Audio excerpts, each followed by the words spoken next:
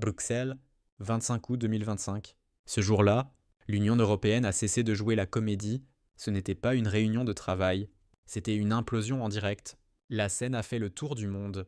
Ursula von der Leyen, le visage crispé, les yeux humides, regardant impuissante, les délégations italiennes et hongroises claquaient la porte sous les caméras. Fini la façade de l'unité.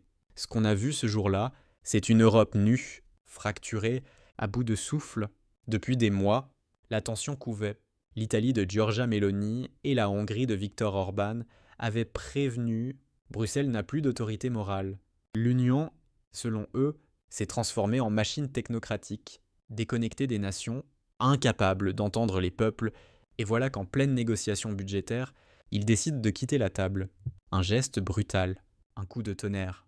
Dans la salle, silence glacial. Von der Leyen tente de garder contenance. Trop tard, le symbole est ravageur. L'Europe ne discute plus. Elle s'affronte, mais ce n'est pas un incident isolé. C'est la goutte qui fait déborder l'océan d'arrogance accumulé depuis des années. Car depuis l'épisode Trump du 22 août, où la présidente s'était retrouvée humiliée et marginalisée lors d'un sommet, sa crédibilité s'est effritée. Les images, devenues virales, montraient une dirigeante ignorée, mise à l'écart par un Donald Trump triomphant. Bruxelles a crié à la manipulation, mais personne n'a été dupe. Et à peine la polémique éteinte, Ursula se retrouve piégée dans une nouvelle tempête. Le 25 août, tout explose. Le 28, c'est au tour de Paris et Berlin de s'affronter sur les budgets. Même le soi-disant moteur franco-allemand cale, l'Europe chancelle, le vernis craque. Et cette image d'Ursula von der Leyen au bord des larmes devient le miroir d'une institution fatiguée, impuissante, rongée de l'intérieur. À Rome, Giorgia Meloni torne. L'Italie ne sacrifiera jamais son peuple sur l'autel de la bureaucratie bruxelloise.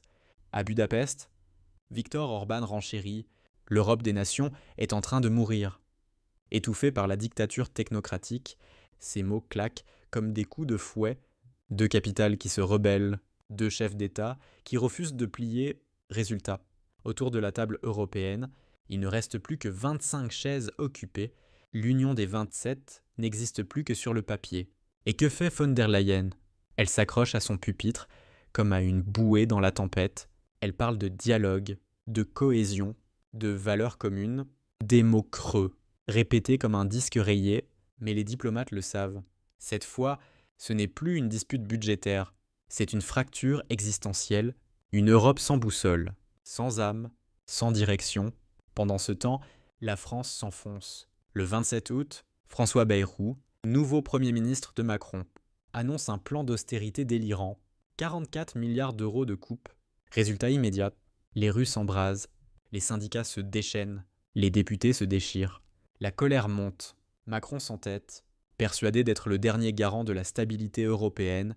Mais quelle stabilité quand tout s'effondre autour? À Bruxelles, le chaos politique se mêle à la panique économique, les marchés s'affolent. À Milan, la bourse plonge. À Budapest, la monnaie vacille. L'Europe, déjà affaiblie par la guerre en Ukraine et la récession, tangue dangereusement. Chaque pays tire dans une direction différente. Chacun pour soi, Dieu pour personne. Dans ce tumulte, un sentiment s'impose, celui de la fin d'un cycle. L'Union européenne n'inspire plus la confiance, encore moins le respect.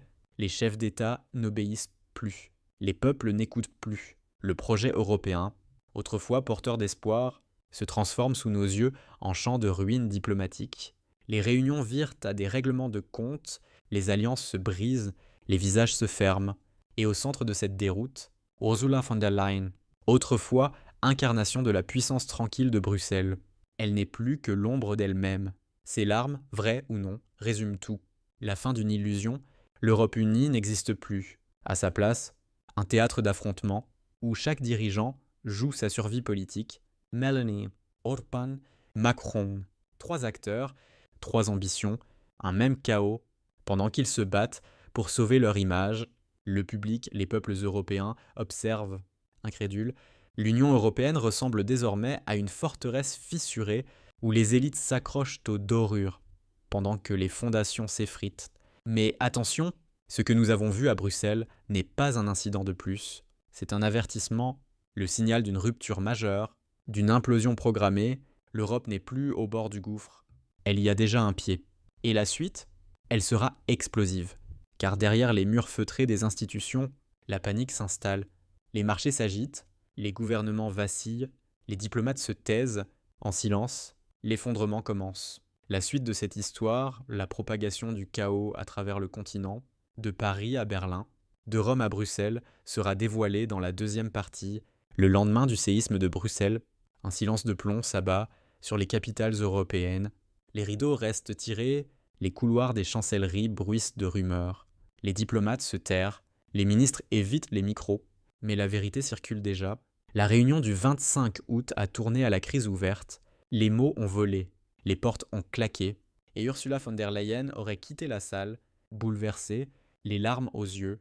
Officiellement, on dément, officieusement, tout le monde sait, les fuites affluent, implacables. Mélanie aurait accusé von der Leyen de trahir les nations européennes au profit d'une caste bureaucratique. Orban aurait répliqué « Vous ne représentez plus l'Europe, vous représentez Bruxelles ». Ces phrases assassines font le tour des rédactions. Pour la première fois, la présidente de la Commission est publiquement désavouée, son autorité s'effondre, son mandat vacille, les marchés, eux, n'attendent pas la version officielle. Le 30 août, la bourse de Milan s'écroule. À Budapest, la monnaie plonge. La banque centrale hongroise doit intervenir d'urgence. En Allemagne, Olaf Scholz parle d'un risque de paralysie européenne. Traduction. Plus personne ne pilote le navire. L'Union européenne, cette machine géante censée incarner la stabilité, se transforme en Titanic politique. Dans les médias allemands, les titres sont sans appel. Bruxelles a perdu le contrôle. Dans von der Leyen isolée, l'Europe se fissure. Même le duo franco-allemand, Jadis Indestructible, s'est disloqué à Paris. Emmanuel Macron s'enfonce dans une crise sociale sans précédent. Son Premier ministre, François Bayrou, tente de défendre un plan d'austérité de 44 milliards d'euros, mais le pays gronde, les manifestations s'enchaînent, les drapeaux brûlent, les forces de l'ordre débordées, le 29 août, en visite à Toulon. Macron tente de sauver la face. La France sera le pilier de l'Europe, quoi qu'il arrive. Une phrase solennelle, mais vide, dans les Russes, la réponse est immédiate. Ni pilier, ni modèle, juste un pouvoir sourd. Les pancartes s'élèvent. La colère monte, la fracture n'est plus seulement européenne, elle est nationale. La France, elle aussi, craquée, et pendant que Paris s'enlise. Bruxelles se mure dans le déni, Ursula von der Leyen tente de reprendre la main, conférence de presse, appel à la cohésion, promesse de réconciliation, personne n'écoute plus. Son autorité est morte, enterrée sous les scandales, les humiliations, les échecs répétés. Dans les couloirs du Berlaymont, certains parlent déjà d'une démission prochaine. D'autres évoquent la création d'un directoire franco-allemand pour sauver ce qu'il reste de la structure européenne, une fuite en avant désespérée. Car au fond, ce n'est plus d'Ursula qu'il s'agit, c'est de l'Europe elle-même. Cette idée grandiose née sur les cendres de la guerre, censée unir les peuples, n'est plus qu'un slogan vide. La solidarité, brisée, la cohésion, évaporée, la confiance, éteinte. Chaque pays se replie sur lui-même, l'Italie défend sa souveraineté, la Hongrie revendique son indépendance. La France se bat pour sa survie politique, l'Allemagne doute de tout. Le 31 août, un diplomate polonais lâche, désabusé, du « si ça continue, l'Union n'existera plus dans 5 ans ». Une phrase qui glace le sang. Parce qu'elle dit tout, l'Europe ne s'effondre pas d'un coup, elle se désagrège lentement, méthodiquement, sous le poids de son hypocrisie et de son arrogance. Pendant ce temps, les marchés observent, inquiets, les investisseurs fuient, les taux s'envolent, les économies vacillent, et les citoyens, eux, regardent ce spectacle avec lassitude, ils ne croient plus aux discours, encore moins aux promesses. À force de parler de valeurs, Bruxelles a oublié les réalités, le siège de la Commission devient une forteresse assiégée, les journalistes s'y pressent, les conseillers fuirent les couloirs, les visages sont fermés, on parle de crise de gouvernance, de perte de légitimité, mais les mots ne suffisent plus. Ce qui se joue là, c'est la survie même du projet européen, car la séquence d'août 2025 restera dans les manuels d'histoire. Le 25, chaos à Bruxelles. Le 26, plan d'austérité en France. Le 27, vote de confiance arraché de justesse. Le 28, éclatement Paris-Berlin. Le 29, colère populaire. Le 30, Chute des marchés. Le 31. Panique totale. Une semaine. Il aura suffi d'une semaine pour que l'illusion s'effondre. Et maintenant, tout le monde s'interroge. Jusqu'où cela ira-t-il? Mélanie et Orban iront-ils jusqu'à bloquer toutes les décisions européennes? Macron survivra-t-il politiquement?